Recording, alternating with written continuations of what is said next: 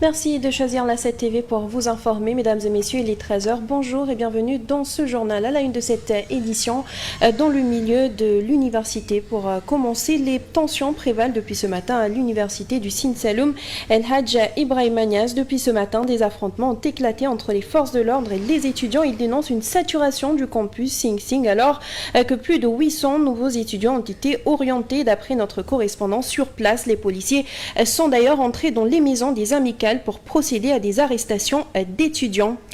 Et puis on reste en milieu estudiantin avec le drame du décès du jeune Matar Diagne et la lettre déchirante qu'il a laissée derrière lui. Le psychiatre, le professeur Aboussi regrette la situation et recommande aux Sénégalais d'intégrer dans leurs habitudes la consultation de spécialistes en santé mentale comme les psychologues.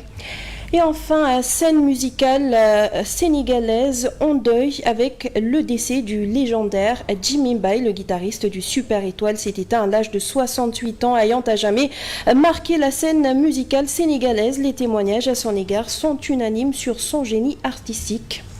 Voilà tout pour l'essentiel des titres. Le développement, c'est tout de suite.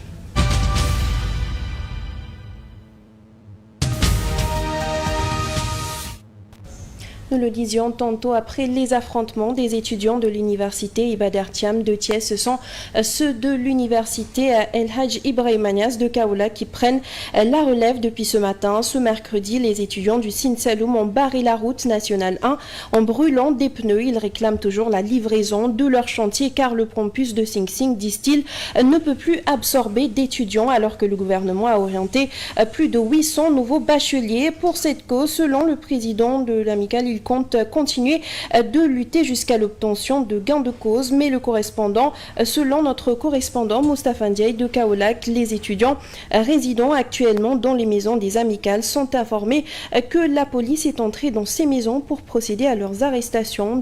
Depuis ce matin, donc, de nombreux étudiants ont été arrêtés. Nous reviendrons là-dessus avec plus d'informations dans nos prochaines éditions. En attendant, on reste toujours dans le milieu estudiantin. Drame à l'université Gaston Berger de Saint-Louis. Matar Diagne, étudiant en Master 1, a été retrouvé sans vie dans sa chambre. Une lettre d'adieu publiée sur son compte Facebook intrigue depuis, mais les circonstances exactes du décès restent à ce jour encore floues. La commission sociale et les étudiants appellent au calme en attendant les résultats de l'autopsie.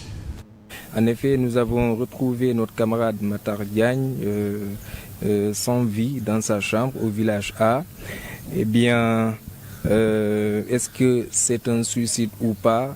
Pour le moment, il ne faudrait pas adopter une posture à chaude, c'est-à-dire le fait de dire en fait avec exactitude pour le moment, voici les circonstances dans lesquelles eh bien, nous avons perdu nos camarades. Parce que pour le moment, à l'heure où je vous parle, eh bien entendu, à part les autorités compétentes, eh bien, personne, je dis bien personne, ne peut avancer de une telle thèse. C'est un corps qui a été retrouvé sans vie. Pour le moment, nous ne pouvons pas nous avancer trop dans le dossier là. Ce que nous faisons et ce que nous demandons à l'ensemble de tous les étudiants, c'est de faire montre de retenue, n'est-ce pas, et d'attendre que les autorités compétentes fassent toute la lumière sur la question à travers leur enquête qu'ils sont en train de mener présentement. En attendant, cette disparition du jeune Matar Diagne a choqué plus d'un. Sa lettre publiée sur les réseaux sociaux, le défunt est revenu sur sa maladie, mais aussi sur le regard qui a été porté sur lui. Le psychiatre, le professeur Aboussi recommande ainsi aux Sénégalais d'intégrer dans leurs habitudes la consultation de psychologues beaucoup plus qualifiés selon lui pour adresser la santé mentale. Je ne serai plus vivant quand vous lirez ce texte. J'ai décidé de mourir dans la dignité plutôt que de vivre dans le déshonneur. Un extrait de la lettre du jeune étudiant Matar Diagne qui a décidé de mettre un terme à sa vie. Sa mort a provoqué une vive réaction sur la toile. C'est quelqu'un qui souffre d'une pathologie organique, qui a une maladie. On ne connaît pas la maladie. On ne connaît pas le pronostic de la maladie. N'oublions pas que c'est quelqu'un qui a des difficultés sociales. Donc je pense qu'il y a ses parents qui sont malades, c'est quelqu'un sur qui on comptait. Est-ce qu'il a le sentiment d'être un échec? Il dit qu'il ne veut pas être un poids lourd pour sa famille. Dans son texte publié après sa mort sur sa page Facebook, il évoque sa maladie à cause de laquelle il a décidé de s'enfermer sur lui-même, de s'isoler comme il le dit, mais son acte est vu autrement. Le jeune étudiant se voit jugé, calomnié ou encore accusé à tort et ses confessions étalées sur la place publique. La déception fut intense, comme pour dire la confidence parfois ne noie pas la douleur. Et quand on est malade, quand on est en souffrance, il faut aller voir des personnes qui sont formées, des psychologues, des psychiatres ou bien des aidants qui peuvent vous accompagner dans votre maladie. Mais aller le dire à des tierces personnes qui ne sont pas tenues au secret professionnel, le risque c'est que ce qu'on a dit de sa vie soit retrouvé sur la place publique, ce qui est déplorable. Nombreux sont ceux qui préfèrent parfois garder le silence à cause des jugements, une situation qui, sans accompagnement ou sans assistance sociale, peut pousser certains à poser de tels actes. Oui, la société, elle juge. La société, elle est là pour juger. La société, elle n'est pas là pour comprendre les gens. Et peut-être c'est ça, c'est cette capacité à faire face, cette endurance que nous avons devant les affres de la vie et devant peut-être les déceptions de la vie qu'il fallait combler chez cette personne et ce qui n'a pas été fait. Son rêve de devenir président de la République ne sera plus réalisé. La police a ouvert une enquête pour déterminer les circonstances de sa mort. De la politique à présent, le mouvement Taxawu Sénégal perd un de ses cadres. Babacar Diop démissionne et a créé son mouvement. Justifiant sa démission, le président de l'Alliance pour les urgences de la République déplore la nouvelle collaboration de Khalifa Sall avec les membres de l'ancien régime. Ce que je ne pouvais pas comprendre aujourd'hui, c'est qu'après 12 ans d'opposition avec le président Macky Sall et vouloir maintenant, de suite maintenant, renouer contact avec ces gens-là pour travailler avec eux autour d'un idéal. Et ce que je n'ai pas pu comprendre, c'est des gens qui nous ont non seulement combattus, des gens aujourd'hui qui ont pillé, je dis bien, les corps de contrôle ont épinglé pratiquement l'écrasante majorité des responsables de la paix. Mais vous n'avez jamais vu un responsable qui a été traîné en justice. Et qu'aujourd'hui, moi je crois fermement qu'il doit rendre compte par rapport à leur gestion. Si aujourd'hui mes camarades veulent vraiment créer une coalition ou nouer des contacts avec ces gens-là, et là je suis dans l'obligation de me démarquer. Mais absolument rien aujourd'hui, il n'y a aucune complication, aucune pluie entre moi et le camarade Khalifa Sall, que je considère toujours un grand frère. Je suis toujours dans l'opposition. Notre objectif aujourd'hui, c'est d'incarner une opposition responsable où si vraiment c'est à apprécier, nous allons apprécier et encourager. Et s'il y a aujourd'hui lieu de critiquer, nous allons critiquer fermement et proposer des solutions. Nous ne serons jamais des nihilistes éternels.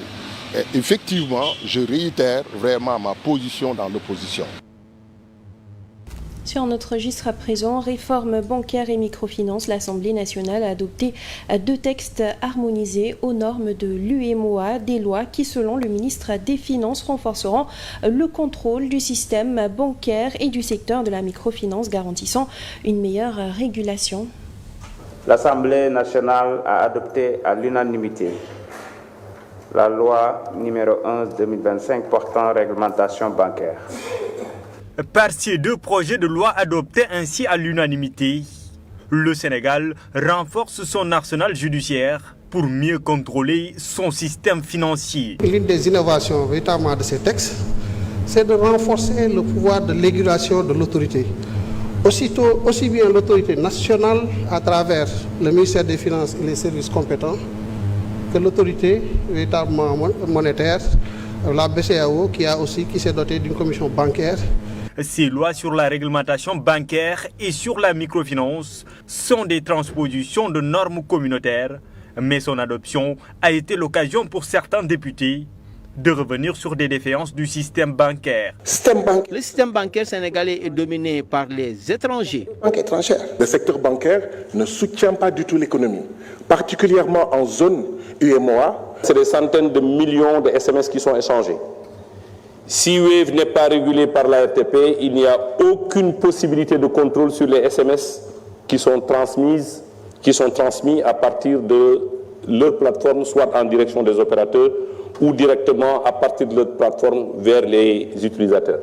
Mais aussi, interpellé le ministre des Finances et du Budget sur certaines insuffisances du système de la microfinance. Microcrédit.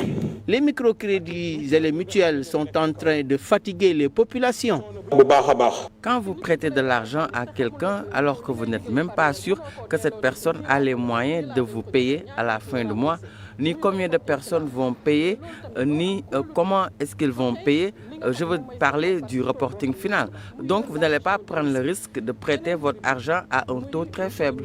Face à ces différentes interpellations, le ministre des Finances et du Budget rassure sur la volonté des nouvelles autorités d'être plus regardants du système financier et protéger davantage les différents clients. On reste à l'hémicycle. Après 20 ans d'existence, la loi d'orientation agro-silvo-pastorale nécessite une révision. C'est une sollicitation des nouvelles autorités qui se sont alors appuyées sur le Conseil national de concertation et de coopération des ruraux pour mener les consultations citoyennes. Et c'est après ce travail préalable que le CNCR a rencontré les parlementaires ce mardi pour une première approximation du document par les députés. Échanger sur les enjeux et impacts de la révision de la loi agro-silvopastorale, voilà l'objet principal de cette rencontre entre les parlementaires et le Conseil national de concertation et de coopération des ruraux. Pour attirer l'attention sur la mise en œuvre de la loi, et il y a une souffrance sur le titre 2 de la loi. Ça a trait à la reconnaissance des métiers, au statut de l'agriculture familiale, au statut de l'exploitation, à la protection sociale, au statut de nos organisations. Pendant ces 20 ans, effectivement, il y a une souffrance d'application effectivement de ce titre.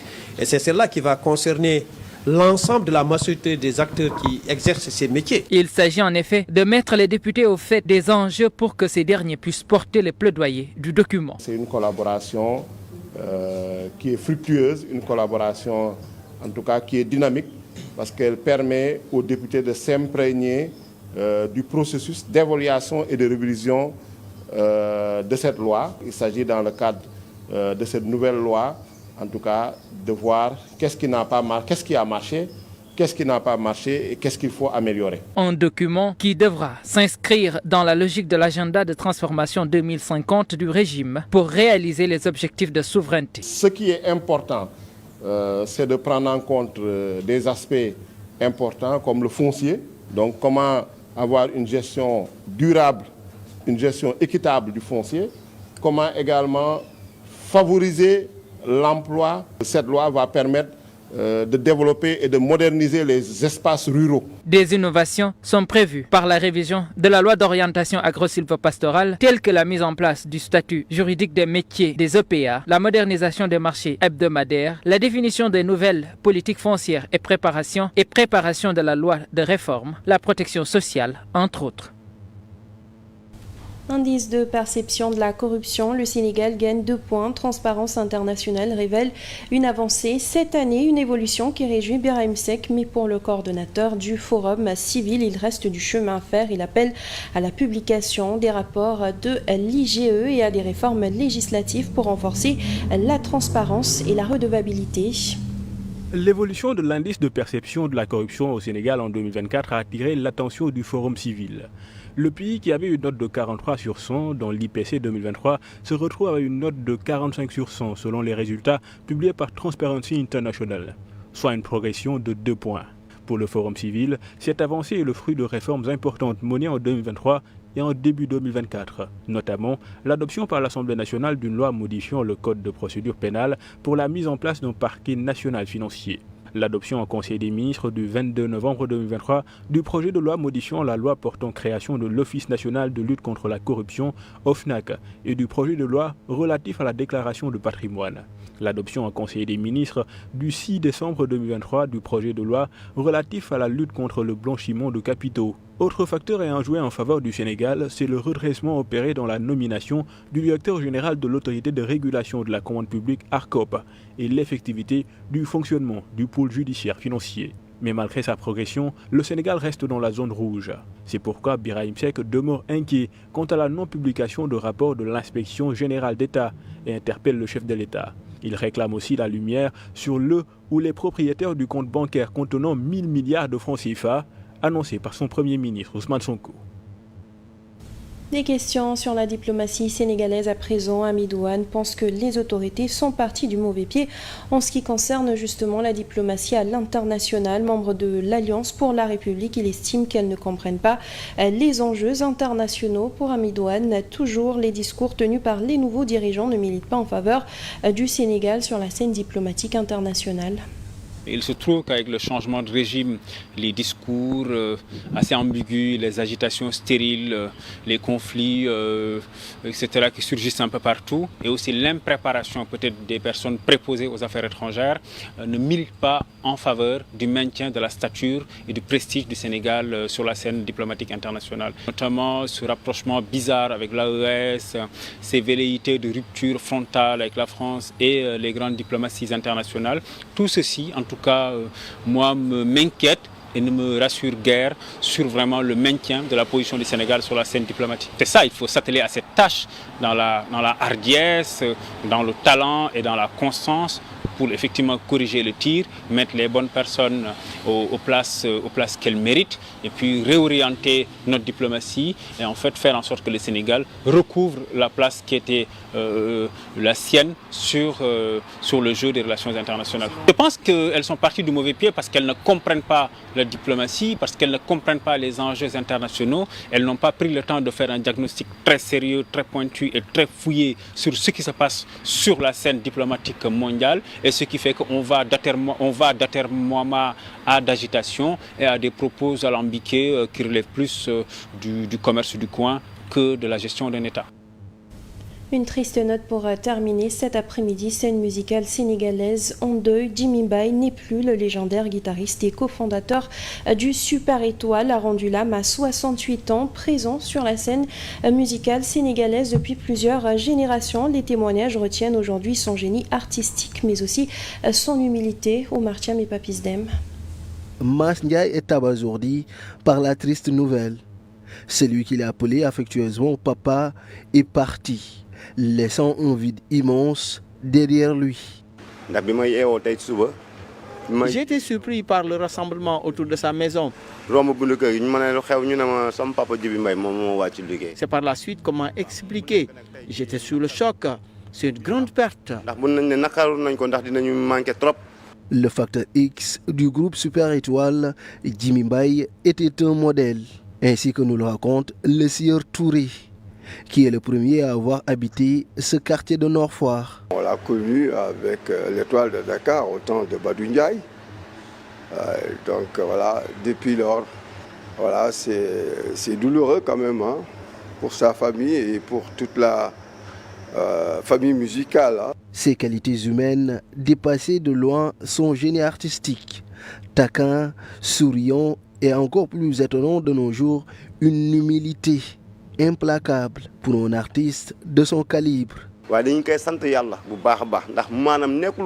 nous a inculqué l'humilité. Jimmy Mbaye était un homme bon et sans aucune prétention. Les après-midi, il venait très souvent se joindre à nous. Des fois, bon, voilà, pour farcer comme ça, quand je lui dis Mbalahman, je lui dis, mais écoute, c'est une farce. Hein? Bon, tu es un grand musicien, hein? Tu joues bien la musique cubaine, la soul musique. Parti très tôt, il aura laissé une trace indélébile. Et au nom de toute la rédaction, que vraiment il y a le recevoir Kochi Adjana. Nous passons tout de suite à la revue de presse.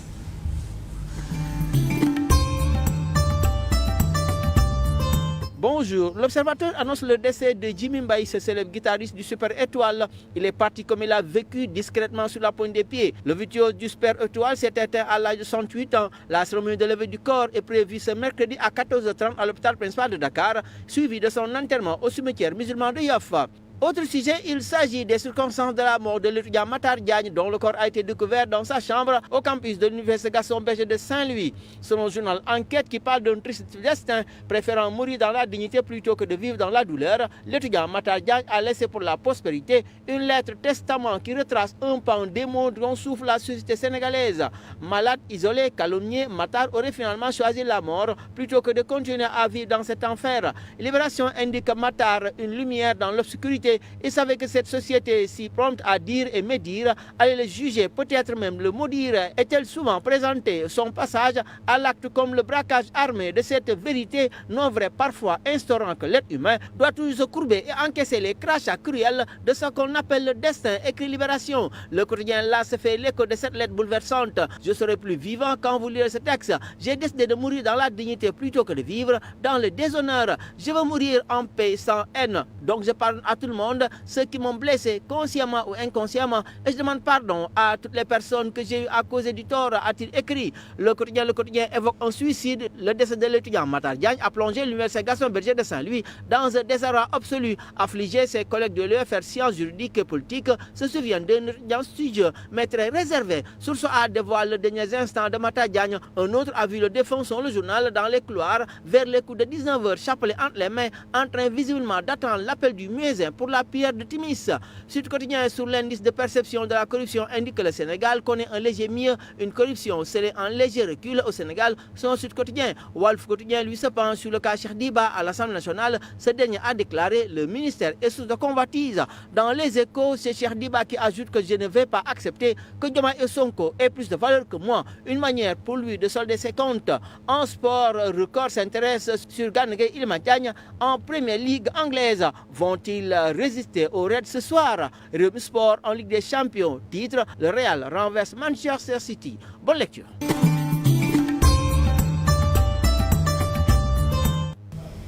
Et c'est la fin de ce journal. Merci à vous de l'avoir suivi. À 14h, vous avez le Wolof. Merci, bonne suite de programme sur la 7 TV.